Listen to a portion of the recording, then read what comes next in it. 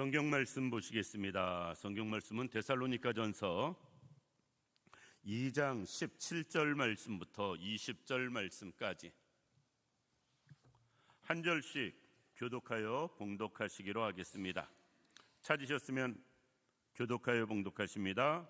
형제들아, 우리가 잠시 너희를 떠난 것은 얼굴이요 마음이 아니니 너희 얼굴 보기를 열정으로 더욱 힘썼노라.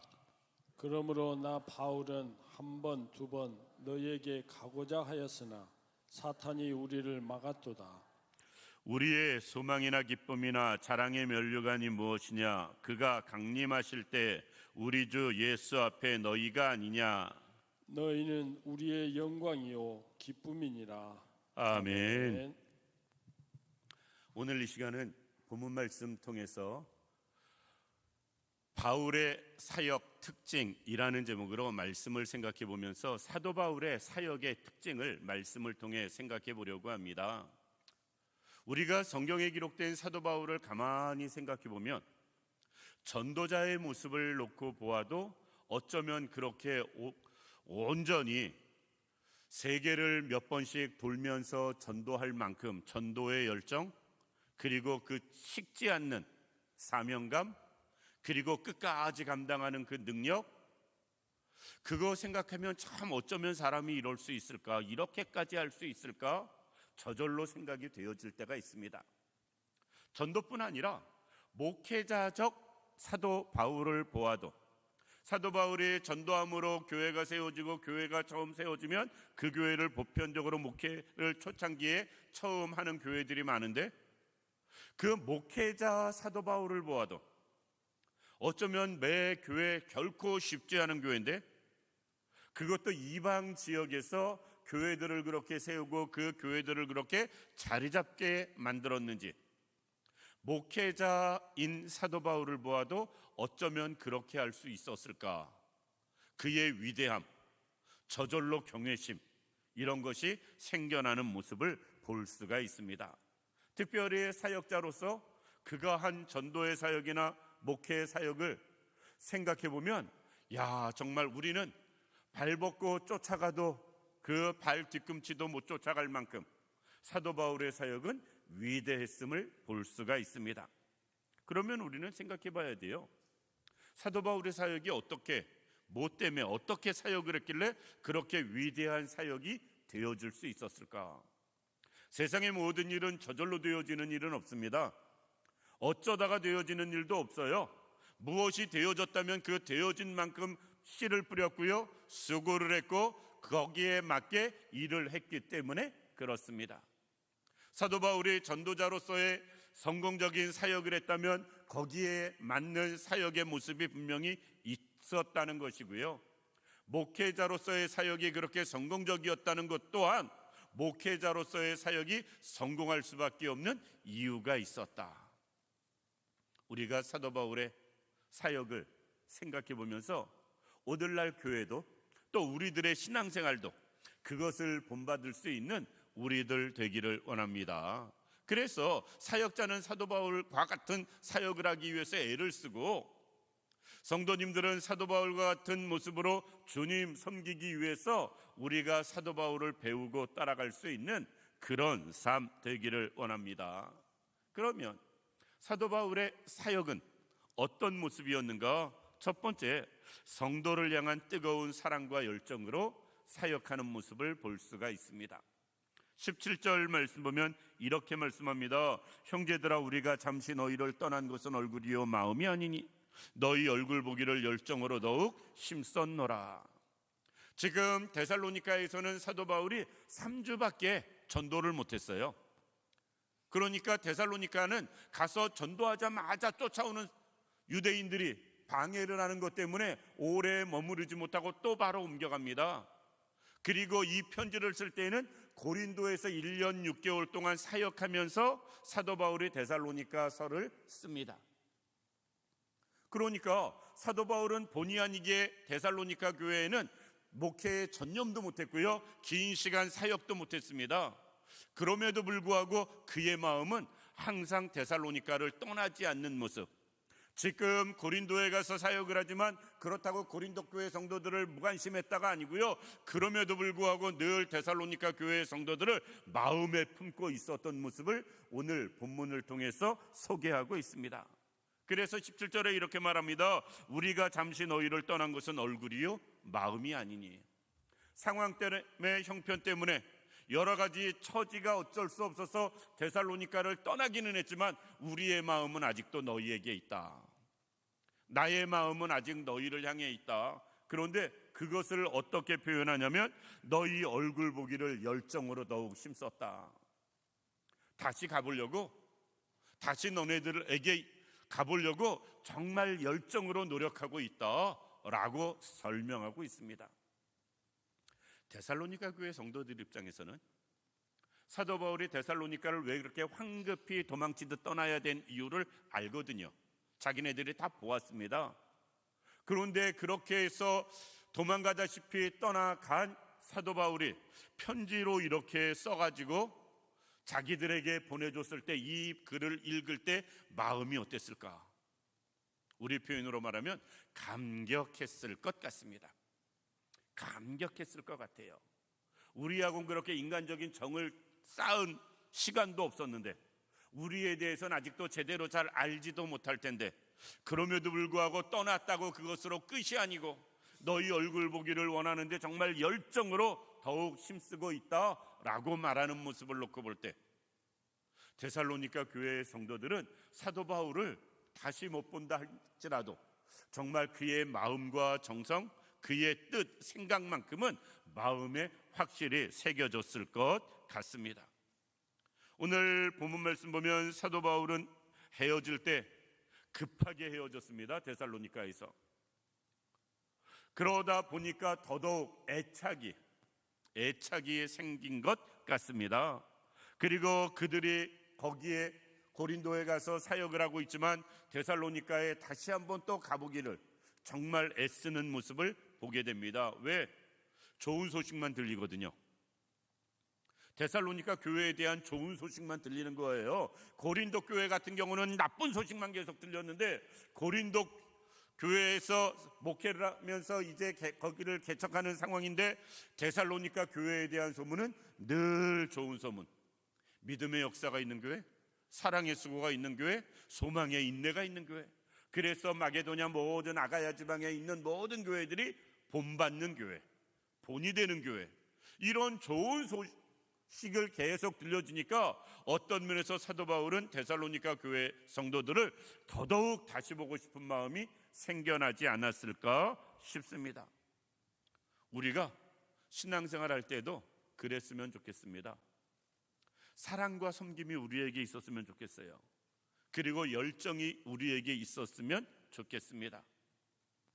사도 바울은 지금 떠났지만 사랑과 열정이 데살로니가 교회를 향해서 식지 않았다. 그것이 그대로 데살로니가 교회 성도들에게 전해졌음을 볼 수가 있습니다.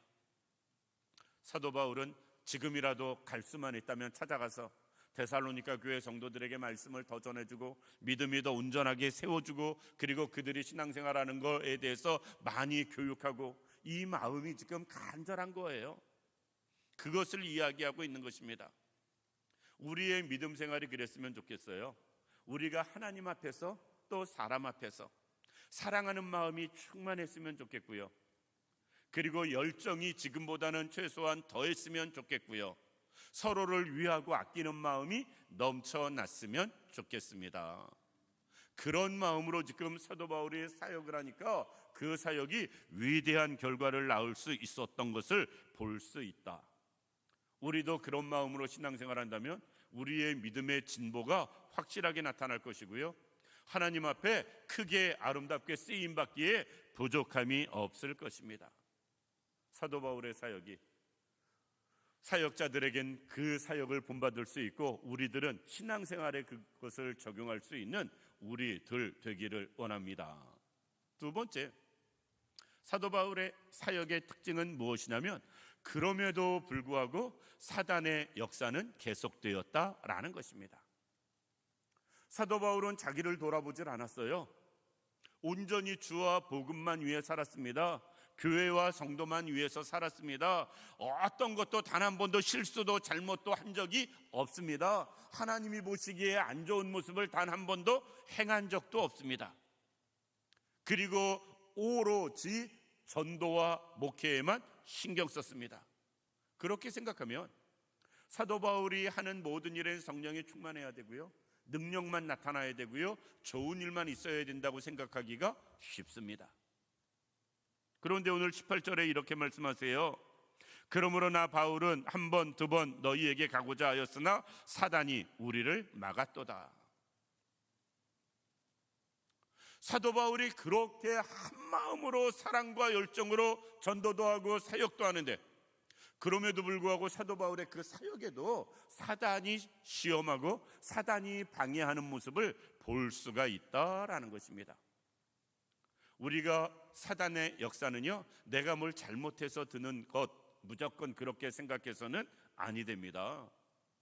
바울 사도처럼 온전히 주만 위해서 살아도 사단은 역사한다. 욥이 아무 허물이 없이 살았어도 사단은 시험한다. 많은 사람들이 이런 저런 생각을 하면서 살아갈 때에, 특별히 환난이 고난이 겹칠 때에 하는 생각이 이겁니다. 왜 나에게? 그 왜 나에게는요, 지금 하나님이 하시는 일이 아닙니다. 사단이 하는 일이지. 따라서 우리는 그 일에 지장받아서는 아니 된다. 사도 바울은 사단이 여러 가지로 방해합니다. 복음이 증거되는 곳에 사단이 역사함을 볼 수 있어요. 능력이 나타나는 곳에 사단이 역사하는 것을 볼 수 있고요, 그리고 생명이 구원되어지는 곳에 사단이 역사하는 모습을 보게 됩니다. 따라서 이렇게 옛날 목사님들은 표현합니다. 아무 기도도 안 하는 교회는 사단이 역사도 안 하고, 많이 기도하는 교회는 사단도 열심히 일한다고. 왜? 사단은 생명이 전해지는 게 싫거든요. 그래서 생명이 전해지고 복음이 전해지고 구원받는 역사가 나타나는 곳에는 그것을 막기 위해서 수없이 역사를 합니다. 바울 사도가 그렇게 놀랍게 큰 일을 감당하니까, 그를 통해서 많은 사람들이 주께로 돌아오고 교회가 세워지니까 사단은 사도 바울의 그 사역을 방해하기 위해서 더 많은 일들을 하게 된다라는 것입니다. 성경에서 말씀을 안 하시니까 알 수는 없어요. 도대체 사단은 어떤 방법으로 사도 바울을 방해했을까? 특별히 성경 전체적인 것을 놓고 볼 때 두 가지를 생각해 볼 수 있습니다. 하나는 계속해서 유대인의 방해예요. 유대인들이 사도 바울을 죽이려고 지금 계속 쫓아다니거든요. 데살로니가에서도 그들이 쫓아온다는 그 소문 듣고 또 도망간 거거든요. 그러니까 유대인들의 방해 공작 때문에 사도 바울이 뜻하는 바 원하는 계획대로 되어지지 않고 늘 일이 틀어지는 모습, 그러니까 사단이 유대인들을 통해서 역사하는 모습일 수 있고요, 어느 학자는 이렇게도 이야기합니다. 사도 바울이 육체의 가시, 즉 질병의 문제, 그것 때문에 먼 길 여행하는 게 아무래도 계속 다니면서 전도는 하지만 이래저래 방해가 되고 문제가 되어졌지 않았을까? 어느 건지는 알 수는 없습니다. 그런데 분명한 것은 사단은 우는 사자와 같이 삼킬 자를 찾아요. 지금도 베드로전서 5장 8절 말씀 그대로 사단은 계속해서 역사하고 있다라는 것입니다. 어쩌면 이 두 가지가 다 사도 바울에겐 문제였을 수 있어요. 어느 한 가지라고 잘라 말하기는 어렵습니다. 두 가지가 계속 안고 가는 문제였으니까. 우리도 나름대로 안고 가야 할 문제들이 있습니다. 짊어져야 할 짐이 있고요, 감당해야 할 일들이 있습니다. 특별히 하나님의 일을 감당하며 살아가며 쓰임받으려고 할 때 그것을 방해하기 위한 많은 일들이 생겨서 그것을 하나하나 헤쳐가며 살아가는 게 생각처럼 쉽지 않을 수 있습니다. 왜? 사단은 계속 역사하니까. 신앙인들에게도 동일해요. 내가 아니라고 나태하게 신앙생활하면 자연스럽게 주님과 멀어지는 일들이 생겨납니다. 그런데 반대로 내가 조금 더 열심히 신앙생활하고 하나님 앞에 조금 더 열심히 더 봉사하며 헌신하고 주의 뜻대로 말씀대로 조금이라도 더 열심히 잘 살아보고 더 기도하고 성령 안에서 능력을 행하면서 살아보려고 애쓰면 애쓸수록 사단도 우리를 시험합니다. 작정하고 기도하기 시작했더니 누가 나를 힘들게 하고, 예를 들어서 맘먹고 이제는 신앙생활 잘해보려고 했더니 여기저기 몸이 아프고, 이렇게 저렇게 이제 주만 보고 살려고 했더니 하는 일이 잘 안 되고, 얼마든지 그럴 수 있거든요. 왜? 우리가 주를 바라보면 바라볼수록 사단은 우리를 시험한다. 다양한 방법으로. 그래서 어떤 사람은 사람을 통해, 어떤 사람은 환경을 통해, 어떤 사람은 건강을 통해, 어떤 사람은 자녀를 통해, 어떤 사람은 생업을 통해 사건 사고가 끊어지지 않게 만들고요, 그로 인해서 우리를 시험하는 모습 볼 수가 있습니다. 그런데 그때에도 낙심하지 않고 사도 바울이 그렇게 사단이 역사에도 포기한 적이 없어요. 거기에 무릎 꿇은 적이 없습니다. 우리도 사단이 어떻게 역사하든 상관없이 끝까지 주님만 바라보고 나갈 수 있는 우리들 되길 원하고요, 더욱 힘써서 주 앞에 살아가며 쓰임받을 수 있는 우리들 되기를 원합니다. 사도 바울의 사역은 시험 환난이 그치지 않았어요. 우리 신앙생활도 마찬가지입니다. 그럼에도 불구하고 결코 굴하지 않았다. 세 번째, 바울 사도의 사역의 특징은 아무리 힘들어도 소망 중에 사역을 했습니다. 아무리 힘들어도 소망을 놓지 않았어요. 오늘 본문 말씀의 19절에 이렇게 이야기합니다. 우리의 소망이나 기쁨이나 자랑의 면류관이 무엇이냐? 그가 강림하실 때 우리 주 예수 앞에 너희가 아니냐. 사도 바울은 지금 사단의 시험, 방해 공작을 이야기하고서 그 다음에 바로 하는 말이 무엇이냐? 소망을 이야기해요. 사단이 역사해가지고 여러 가지 방해 지장을 받으면 아이고 힘들어 죽겠다, 도대체 왜 이러는지 모르겠다, 이런 말이 나와야 되는데 그러지 않고 바로 나오는 말이 무엇이냐면 소망을 말하고 있다라는 것입니다. 우리는 어떤 상황 가운데서도요, 소망을 가지고 살아갈 때 낙심이 없습니다. 왜 낙심을 하느냐? 소망을 놓쳤기 때문에 그렇습니다. 우리는 어떤 상황에서도 신앙생활을 소망 중에 할 수 있는 우리들 되기를 원합니다. 사도 바울은 오늘 본문을 통해 보면 두 가지 소망을 이야기합니다. 첫 번째, 주님이 재림하시는 것. 주의 재림, 다시 주님을 만나는 그날, 그것을 소망하다 보니까 어떤 시험이나 환난이 와도 아무런 지장이 되어지지 않습니다. 왜? 주님 만날 그때를 생각하니까 인내하게 되고 이겨내 나가게 되고 또 감당하게 되어지는, 우리가 그 소망이 없다면 무슨 수로 신앙생활 하겠어요? 천국에 대한 소망이 없고 주님 다시 만날 그날에 대한 소망이 없다면 우리가 무슨 수로 이 세상에서 신앙을 끝까지 유지하며 살겠어요? 사단은 늘 시험하는데, 그런데 주님 다시 만날 그날을 우리가 사모한다면 우리는 어떤 상황에서도 이겨내 나갈 수 있습니다. 오늘 어느 분 요양병원에 다녀왔습니다. 요양병원에서는 이제 남은 시간이 많지 않은 것으로 이야기를 합니다. 근데 그분이 참 많은 어려움을 겪으셨어요. 오늘 서장로님이 오셔서 따로 갔는데 거기서 만났어요. 이런 말씀을 하세요. 그분에게 주님 만나기 전에 정말 힘들게 했던 사람, 아프게 했던 사람, 이제 그 대상자들을 이야기하면서 용서하고 사랑하고 주님 만나면 좋겠다고. 저는 옆에서 그 말씀 듣는데 내가 다 마음이 뭉클해지는 거예요. 그냥 우리는 단순히 천국 바라보라고 이야기하기가 쉽고 그런 식의 표현하기가 쉬운데, 주님 만나기 전에 미워했던 사람들, 힘들게 해서 내가 나를 아프게 해서 그렇게 미워했던 사람들이 있다면 그 사람들 다 용서하고 주님 만나면 좋겠다고. 제가 감동을 받았어요. 제가 감동을 받았습니다. 우리는 주님 만날 그날을 정말 확신한다면 아무리 속색인 사람도 용서하고 주님 만나야지요. 미워하다가 주님 어떻게 만나겠어요?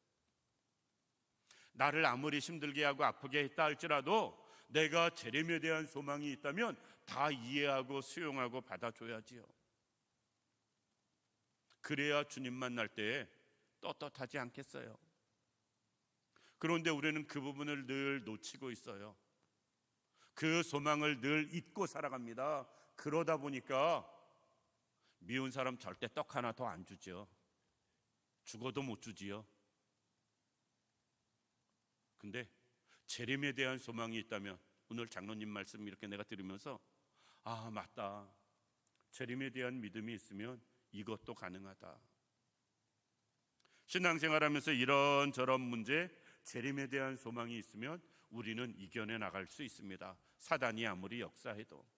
천국에 대한 확신이 있다면 다 감당하고 이해하며 수용해 갈 수 있습니다. 영원한 하나님의 나라가 확실히 믿어진다면. 사도 바울은 그것이 확실하게 믿어지니까, 그 소망이 있으니까 이 어려움도 감당하며 사역하는 모습 보게 됩니다. 또 하나는 사도 바울의 소망이 무엇이었냐면 성도들의 신앙 성장을 소망하였어요. 오늘 19절 말씀 맨 뒤에 보면 그가 강림하실 때 우리 주 예수 앞에 너희가 아니냐라고 이야기하거든요. 주님 다시 만날 때 너희가 우리의 자랑이다라는 거예요. 너희가 우리의 자랑이다.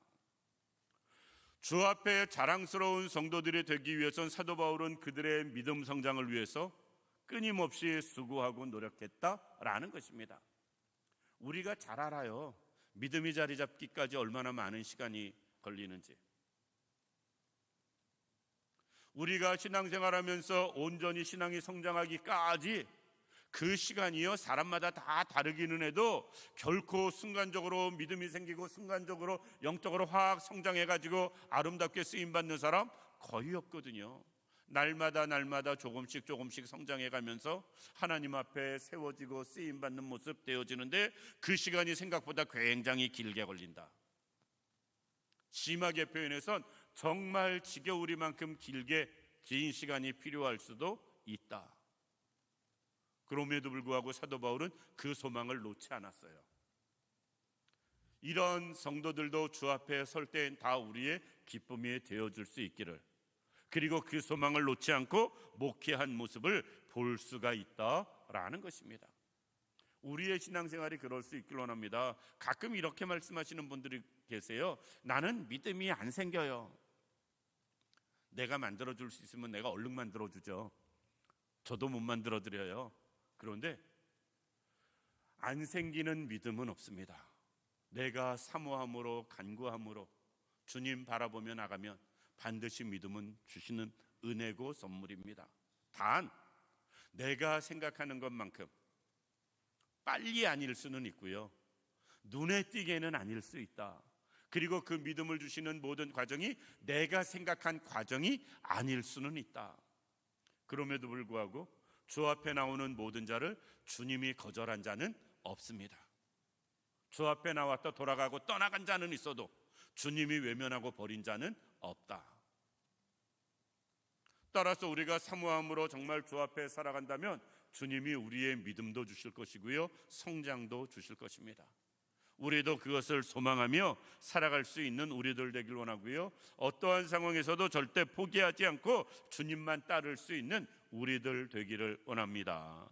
마지막으로 사도 바울은 모든 기쁨과 보람을 성도에게 두었습니다. 20절 말씀 보면 너희는 우리의 영광이요 기쁨이니라. 말씀을 준비하다 그 생각했어요. 야, 이게 문제였었구나. 우리는 왜 바울과 같이 되지 못했을까? 우리는 왜 바울과 같이 사역도 또는 신앙생활도 못했을까? 신앙생활의 초점이 사도 바울은 자기가 아니었어요. 정말 죄송하지만 우리는 신앙생활하면서 하나님 앞에서 모든 초점이 나에게 맞춰지거든요.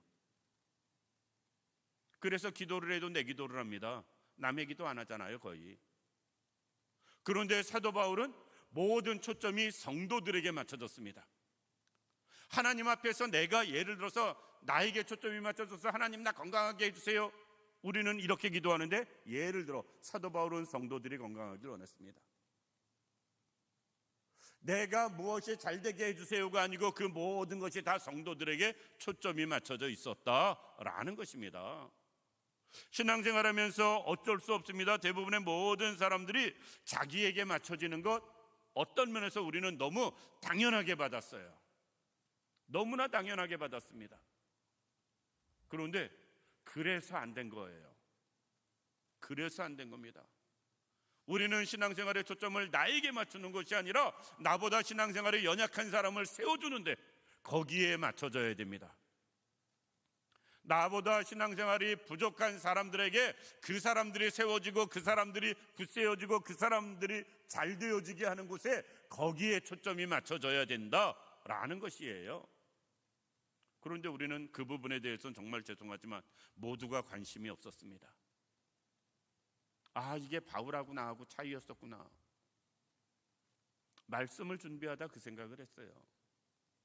우리의 신앙생활의 목적, 초점 다 나에게 맞춰지는데 우리는 사도 바울은 끝까지 자기에게 초점이 맞춰진 건 하나도 없고요, 온전히 성도에게 초점이 맞춰져 있었다라는 것입니다.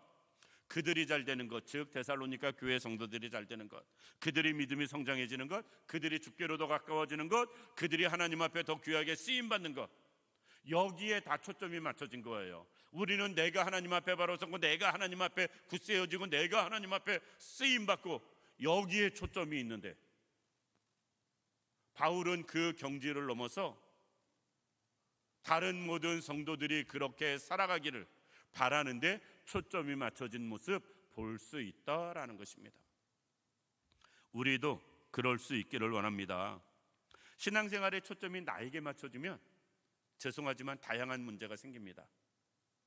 다양한 문제가 생겨요. 교회 안에 생기는 대부분의 문제가 여기에서 생기는 것 같습니다. 왜? 모든 중심이 내가 돼야 되는데 딴 사람도 자기 중심이거든요. 그러다 보니까 다 각자 자기 중심, 자기를 초점을 맞춰서 살다 보니까 거기에 뭐가 뭉치는 힘이 있겠어요? 하나 되는 역사가 있겠어요? 남을 위해서 뭐 하는 게 있겠어요? 우리는 말로는 생각으로는 그렇게 하지만 실질적으로는 다 신앙생활의 초점이 나에게 맞춰져 있다 보니까 우리는 이것이 안 되는 모습 볼 수 있다라는 것입니다. 그렇게 되면 나에게도 문제고요, 주변 사람에게도 문제입니다. 이제는 신앙생활의 초점을 그렇다고 남 신앙생활 잘하나 못하나 이거 살펴보려는 말이 절대로 아니고요, 정말 더 주께로 가까이 가고 아름다운 모습의 모든 것을 나보다는 다른 사람을 그렇게 세워주는 데에 초점을 맞출 수 있는 우리들 되기를 원합니다. 사도 바울은 사역이 그랬어요. 오죽했으면 성도들을 향해서 그들이 우리의 영광이다, 기쁨이다 이렇게까지 말하겠어요.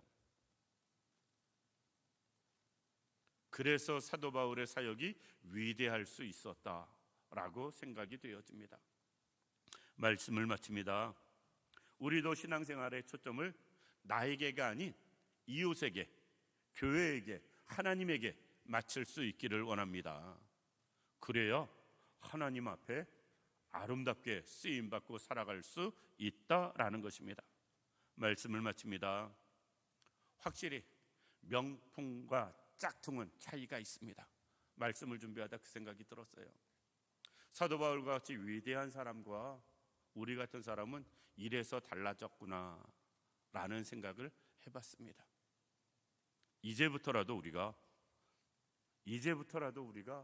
정말 사랑과 열정으로 섬기며 신앙생활하기를 원하고요, 이제부터 우리도 어떤 시련, 시험이 와도 그것에 굴하지 않고 주님을 섬기며 나갈 수 있기를 원하고요, 그리고 어떤 상황에서도 소망을 놓지 않고 또 소망을 잊지 않고 그 소망 붙잡고 나가는 우리들 되기를 원하고요, 모든 신앙생활의 초점이 나에게 맞추지 않고 모든 사람을 세우는데, 모든 사람을 위하는데, 모든 사람을 더 하나님 앞에 아름답게 이끌어가는데 거기에 맞추며 살아갈 수 있는 우리가 되어서 우리도 바울과 같은 비슷한 모습이라도 우리에게 있길 원하고요, 그림자 같은 형상이라도 따라갈 수 있는 우리들 되기를 주님의 이름으로 축원합니다. 기도드리겠습니다. 고맙고 감사하신 아버지 하나님, 은혜와 사랑을 진심으로 감사드립니다. 하나님, 사랑하시고 은혜 주시고 축복하여 주시어서 진정 사도 바울의 사역의 특징을 말씀을 통해 생각해 봤습니다. 부족한 종이 그 특징을 잘 이어받아 목회하게 하여 주옵시고, 우리 모든 성도님들 그 특징을 잘 살려서 신앙생활하기에 부족함이 없도록 역사하여 주옵소서. 하나님이 온전히 함께 하시기를 원하오며 예수님의 이름으로 기도드립니다. 아멘.